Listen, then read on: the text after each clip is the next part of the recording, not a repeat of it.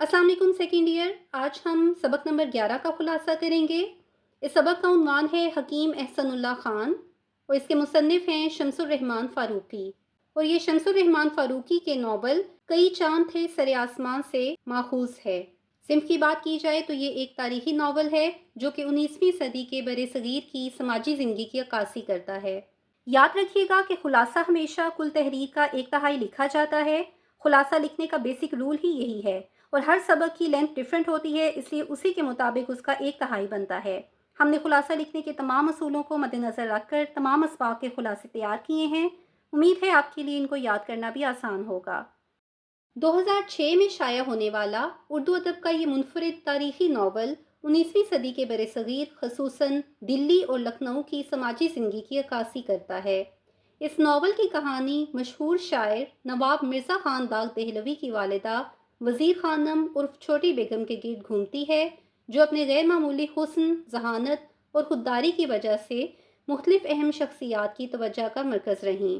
वो शाह नसीर की शागिर्द थीं और ज़हरा के तखल्लुस से शेर भी कहती थीं। नावल में उनकी ज़िंदगी के मुख्तलिफ मराहिल, नशेबो फराज और समाजी बंदिशों को बड़ी दिलकशी से बयान किया गया है।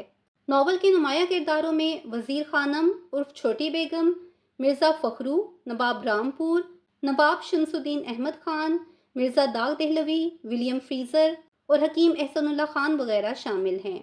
अच्छा, यहाँ आप उन किरदारों के नाम स्किप कर सकते हैं जिनका ज़िक्र इस सबक में नहीं किया गया। हकीम एहसनुल्लाह ख़ान अपने बेहतरीन इख़लाक़, आजिज़ी और इलाज तशख़ीस में बेपनाह महारत की वजह से अहले दिल्ली की आँख का तारा थे। अमीर गरीब, हिंदू और मुसलमान सभी उनका बेहद एहतराम करते थे।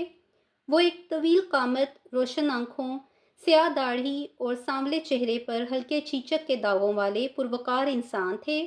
उनका लिबास हमेशा सर से पाँव तक सफ़ेद होता था। वो अपने एक तवील और पुरवकार दीवान खाने में बिछे कालीन पर दो जानू बैठकर मतब यानी मरीज़ों का मुआयना किया करते थे। अच्छा, यहाँ पर मतब का मीनिंग लिखा गया है मरीज़ों का मुआयना। आपको अगर मतब का वर्ड याद रखना मुश्किल हो तो आप यहाँ मरीज़ों का मुआयना लिख सकते हैं, मतलब लिखने की ज़रूरत नहीं है। उनके दोनों जानिब नुस्खा नवीस हकीम बैठते थे, जबकि सामने चौकियों और कुर्सियों पर मरीजों का रश होता था।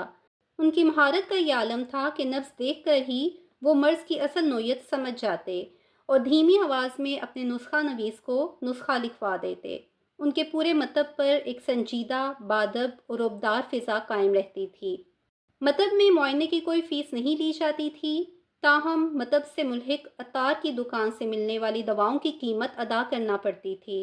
अलबत्ता हकीम साहब की जानिब से मखसूस इशारा मिलने पर नुस्खा नवीस मरीज़ के नाम के साथ कोई अलामत बना देता, जिससे अतार समझ जाता कि किस मरीज़ को दवा बिल्कुल मुफ्त या आधी कीमत पर देनी है। अगर कोई मरीज़ मतब के अतार से दवा ना लेता तब भी कोई हर्ज नहीं था।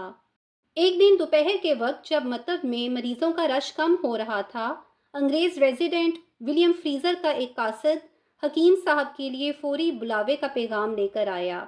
अंग्रेज रेजिडेंट का शाही तबीब को इस तरह अचानक तलब करने का मगरूराना अंदाज वहाँ मौजूद लोगों को पसंद न आया।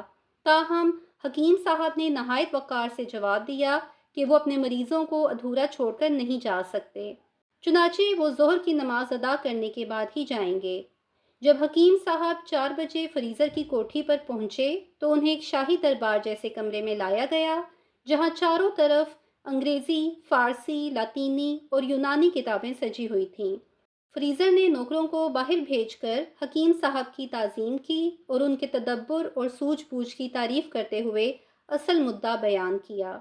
फ्रीज़र ने कहा कि उसे रियासत के नज़्म व नस्क के हवाले से नवाब शमसुद्दीन अहमद ख़ान की बाज़ हरकत से सख्त शिकायत है और गवर्नर जनरल भी उनसे नाराज़ हो सकते हैं। वो चाहता था कि नवाब साहब के ख़ानदानी मुआलिज होने के नाते हकीम साहब उनको तंबीह करें कि वो छोटी बेगम यानी वज़ीर ख़ानम का ख़याल अपने दिल से निकाल दें। हकीम साहब ने असूल पसंदी का मुज़ाहिरा करते हुए साफ कह दिया कि नवाब साहब पर उनका ऐसा कोई ज़ाती दबाव नहीं है और ना ही ये उनका मनसब है कि वो अंग्रेज़ों का सिफारती पैगाम लेकर जाएं। उन्होंने वाज़े किया कि वो मुग़ल बादशाह के नमकहार हैं, कंपनी के नहीं। हकीम साहब का ये दो टोक जवाब सुनकर फ्रीज़र बरहम हो गया, جس پر حکیم صاحب بغیر رخصت لیے نہایت وقار کے ساتھ دربار سے باہر نکل آئے۔ اس واقعے کے بعد حکیم صاحب کا وجود انگریزوں کے لیے ہمیشہ ناپسندیدہ ہی رہا۔ فریزر کی کوٹھی سے نکل کر حکیم صاحب مغل بادشاہ یعنی بہادر شاہ ظفر کی خدمت میں حاضر ہوئے اور انہیں ولیم فریزر کے ساتھ ہونے والی گفتگو سے آگاہ کیا۔ کسی بھی ہندوستانی منصبدار سے متعلق کسی بھی خبر سے بادشاہ کو آگاہ کرنا حکیم صاحب کے فرائض منصبی میں شامل تھا۔ بادشاہ کو فریزر کی سرکشی پر برا تو بہت لگا، کیونکہ اس طرح شاہی طبیب کو براہ راست اپنے پاس طلب کرنا آداب سلطنت کے بالکل خلاف تھا، لیکن مصلحت پسندی اور سلطنت کی بے بسی کے باعث انہوں نے اپنے چہرے پر خفگی ظاہر نہیں کی۔ گورنر جنرل کے پاس شکایت بھیجنا ممکن مگر بے فائدہ تھا۔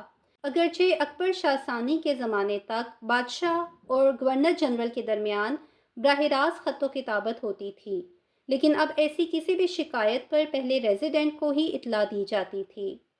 بادشاہ کے دربار سے رخصت ہو کر حکیم صاحب نواب شمس الدین احمد کی حویلی گئے، لیکن نواب صاحب کی غیر موجودگی کے باعث ملاقات نہ ہو سکی۔ حکیم صاحب کے اضطراب یعنی بے چینی کی اصل وجہ فریزر کی مغرورانہ سوچ اور خود کو ہندوستان کا مالک سمجھنے کا ظلم تھا۔ یہ فرنگی سوچ دلی کے مستقبل کے لیے ایک بڑا خطرہ تھی۔ اگرچہ نواب صاحب کے والد کے دوست رہنے کے ناطے فریزر ان پر ایک طرح کا حق رکھتا تھا، لیکن اس بار معاملہ انگریز سرکار کی بڑھتی ہوئی مداخلت کا تھا۔ حکیم صاحب کو یہ اندیشہ تھا کہ اگر اقتدار کے نشے میں چور انگریز افسروں کے سامنے نرم رویہ اختیار کیا گیا تو ان کے ظلم و استبداد میں مزید اضافہ ہو جائے گا۔ اگلی صبح نواب صاحب خود حکیم صاحب کے مکتب پر تشریف لائے۔ حکیم صاحب نے انہیں تنہائی میں لے جا کر فریزر سے ہونے والی گفتگو کا احوال سنایا۔ حکیم صاحب نے اپنی گفتگو کے دوران چھوٹی بیگم کے بارے میں کوئی تجسس ظاہر نہیں کیا۔